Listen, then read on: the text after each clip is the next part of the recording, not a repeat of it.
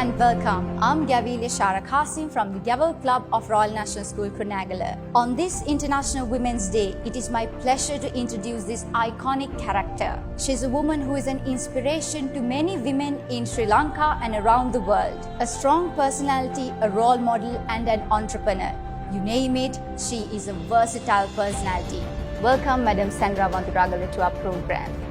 Well, Madam Wanduragala, you are a well-known female entrepreneur in Sri Lanka. What really inspired you to achieve this many amazing things in life? As a child, I was really motivated and thought that I should do something meaningful for the country and its people. So politics was an option, but I didn't tread that path. The business came my way. So I took this opportunity, and when I was on it, working towards my vision, I understood that this path was the correct path and that I could easily be an inspiration to the younger generation, but I didn't imagine that it will take me to all these heights. So, Madam, how do you recall Sandra Wanduragala as a young girl, and how was she different from girl child of today? Even as a young girl, my spirit was the same. Age does not matter. I am still the little girl in my heart, and sometimes like to fool around and be silly and do things, girlish things, but my social status prevents me from that. But anyhow, the young Sandra Wanduragala was very determined, loved challenges, and really bent on doing something different from other girls. But I was very strong and very serious about life. I took life very seriously and my duties towards even my family, because I was the oldest in the family and I had lots of responsibilities towards my younger siblings. So I thought all those experiences have brought me here, but basically I am more matured now, more calmed down, more toned down than my younger age. How do you feel of being a female entrepreneur in this male-dominated business world? If someone asks me whether I feel a woman, of course not. I don't feel that I am a woman. But sometimes when there are certain challenges from the society, I tend to understand that it's because I am a woman, right?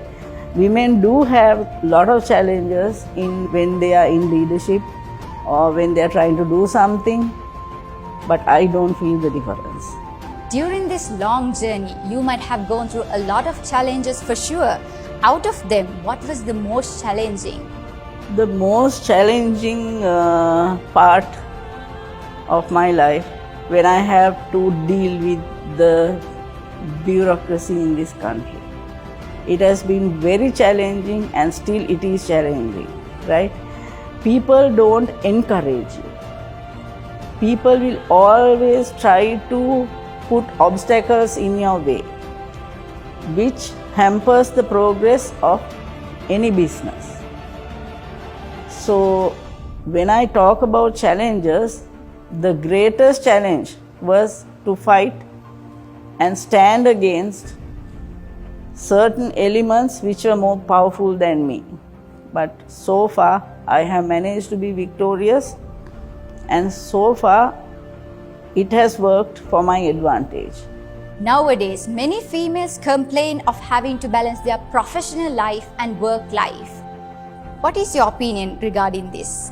Of course, for women, balancing the personal life and the work life is very hard. I have all my sympathies and understanding for women who want to achieve. I also can see my daughter, how she is struggling to balance her work and her personal life.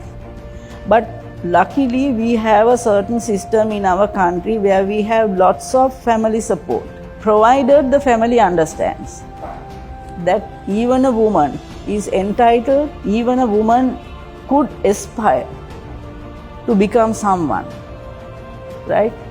So it's a huge challenge, and I hope the country will understand that the women need more support to be successful. So recently you've been recognized by the Forbes 50 over 50 Asia 2023 list. What was your reaction when you've been recognized by this prestigious list? I didn't believe it. I thought it was some kind of joke. But when I came to realize, when people from so many corners of the earth called me and congratulated me, it was a very, very self-relieving, self-realization. How do I say that? It was a very self-revealing moment that I thought, why me?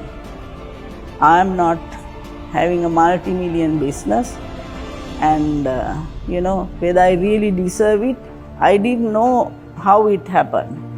But I believe it happened because of the social impact that my businesses have. So I think that is the reason why I was nominated.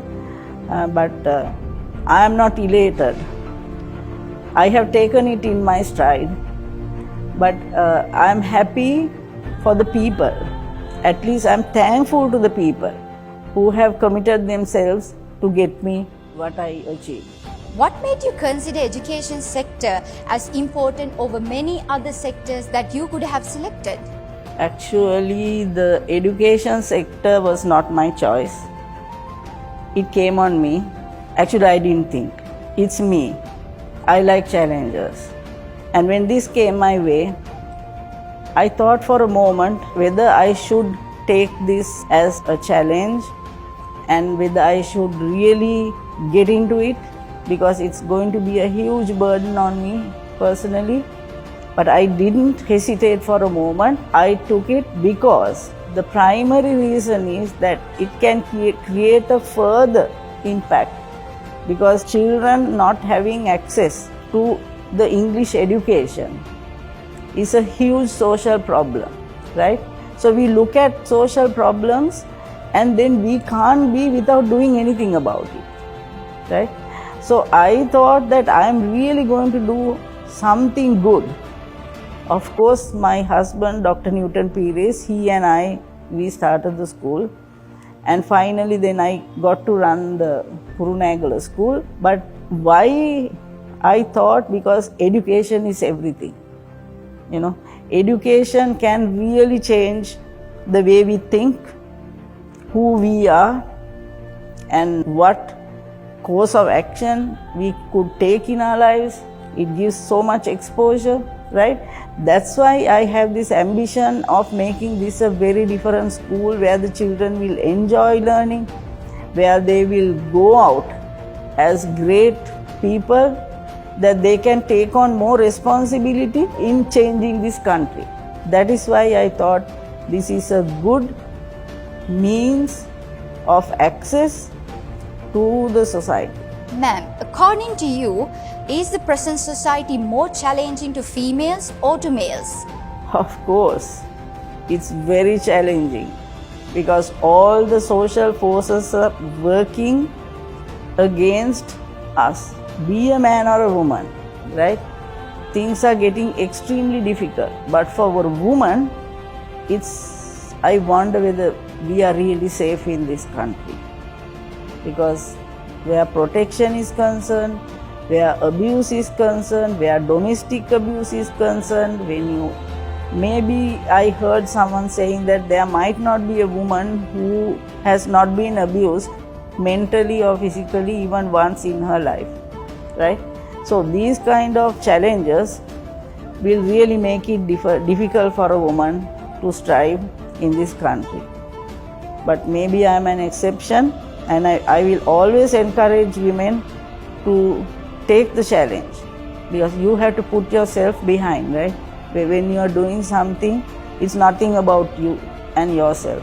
It's always you will take behind the cue, and yourself is not important. It's what you do is important, right? So it takes a great amount of courage and a great amount of determination to not to think of yourself but put other people in front of you. So I have no idea how much sacrifice a person will take, because I have sacrificed a hell of a lot, And at this age, when I turn back and I think, Sandra, did you really live? I have no answer, because I can't remember whether the person and the woman or the girl in me has lived. So it's challenging for a woman. It's a huge sacrifice and a challenge. Madam Wanduragala, what is your perception about total personality of a female? A woman needs to protect her self-respect, needs to be strong, and needs to know what she needs in life, and needs to be independent, and of course economically empowered. That's how I want to see women. I do have one last question for you, madam. You are an inspiring personality.